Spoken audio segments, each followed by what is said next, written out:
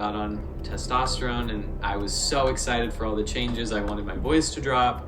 I wanted broad shoulders. I wanted facial hair. I wanted it to be seen as a boy. And all of that happened for me almost immediately after starting testosterone at age 16, which I'm guessing that's probably why my voice dropped so much, is because I was still a teenager, and why it hasn't changed that much since going off testosterone is probably because that's like a permanent change for me, being that I was so young when I started hormones, and I will probably have to deal with that for the rest of my life.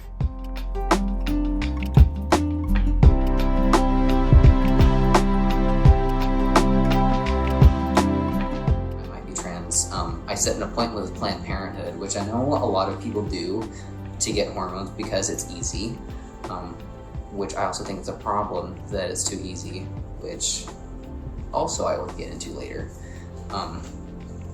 I set an appointment with them, and I had like a 2-week period of in between where I really kind of got to think about things, but I was so impatient, I was so impulsive, I was just so convinced that this is gonna fix me, this is gonna make everything better.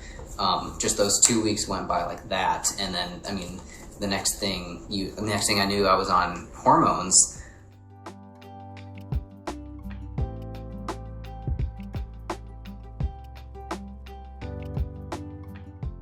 The longer I was on T, the more uncomfortable I was becoming with certain parts of my body. About a month into taking testosterone, I started to get this pain on my right side. I was still really gung-ho on changing my body and presenting as male at this point, so even though I was concerned about this pain, I was not ready to go off of the T.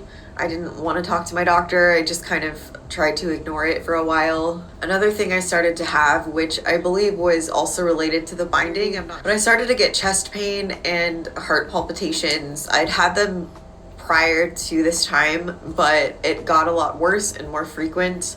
And again, I think some of it corresponded with wearing a binder for long hours, which I had been doing for years on and off at this point. I really do believe that doing this did some damage to my body.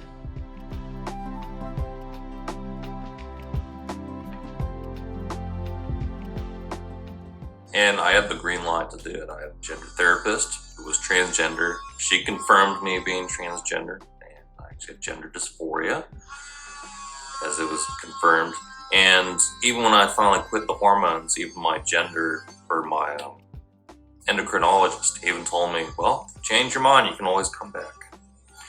And that did bother me, because it would make more sense that something that serious to undergo, you should be more than 100% sure. And if you have any doubts, that should be more of a reason to look at other reasons why you may have come to the conclusion that you are transgender. One thing I noticed, coming out as transgender, I got all these friends the moment I quit, and even questioned the very basis of, gender as a social construct, which, no, it's rooted in biology. A lot of those people that supported me as a transgender woman, they abandoned me.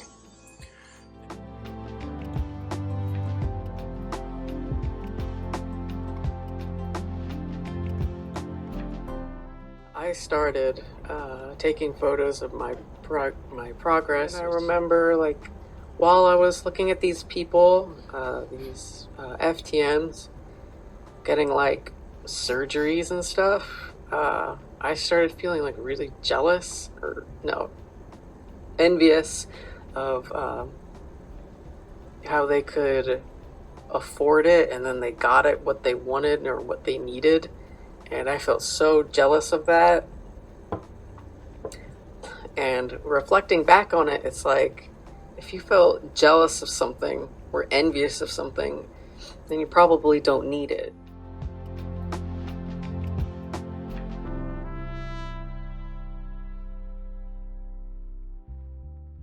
Where they're like, how long will it take for me to reverse this and go back to how I was?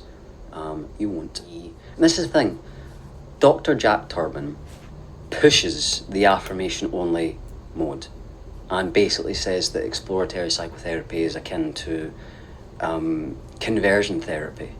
Well, I can tell you, as someone who went to a gender clinic, was evaluated, received affirmation-only care, didn't get any psychotherapy, and apologies for making myself sound mental for a second, but the abundance of issues that I had were not discussed. I was diagnosed with gender dysphoria. So this would have been in early 2015, so I just turned 24. I went to the gender clinic. The evaluation started. That summer, within a matter of months, I was injecting testosterone. And none of the trauma that I'd had, none of the terrible experiences that I had, my stay on a psychiatric ward, all of my breakdowns, I wasn't very well. And then I got to the gender clinic, and within a matter of months I was on testosterone, and I was trans, and I was like, yeah, this is brilliant, because what the fuck did I know? I needed mental health professionals to help me. But instead they affirmed me and was like, oh, you're so brave, you're a trans man and all that. It's like, well, it's easy for you to say that, and I understand. I understand you don't want to jeopardize your job. You don't want to, maybe you've got a wife and kids to feed, whatever. You don't want to jeopardize your job. But what you are doing is you're giving half-assed, inadequate treatment to people with gender dysphoria or what.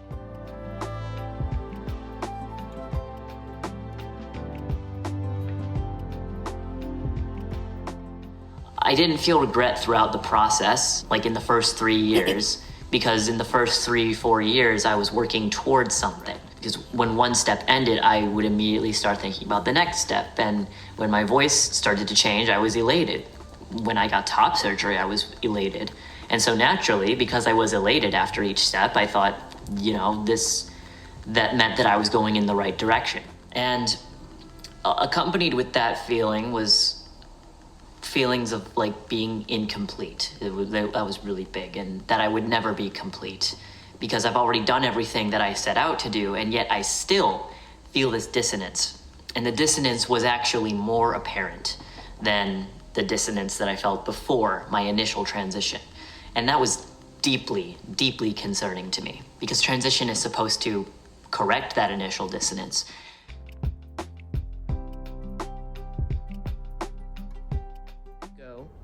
The therapist that I got, she actually told me that she could get me all the paperwork that I needed to transition that after my first session with her. Oh, after your first session, Yeah. she's already... And exactly what she said is that her clinic, where she was working at, they're not trying to be gatekeepers for us, for anyone who says they're transgender, and they try to get them their paperwork quickly. So they believe you, like, I mean, these are medical professionals, right? Yes. But they're taking your word for it. Yes. And what was the criteria that she used to say, yeah, I agree, right, that you actually are transgender? I believe at the time, I honestly just told her I was transgender, that I wanted to transition from male to female, that I didn't feel comfortable being as a boy, and she said, that's good enough. So you can't even buy a beer at this point legally. You can't even buy alcohol. And now I think federally you can't even buy, or maybe it's just our state, you can't buy cigarettes at that age, but you can tell someone that you are the wrong gender and they just take your word for it. Yes.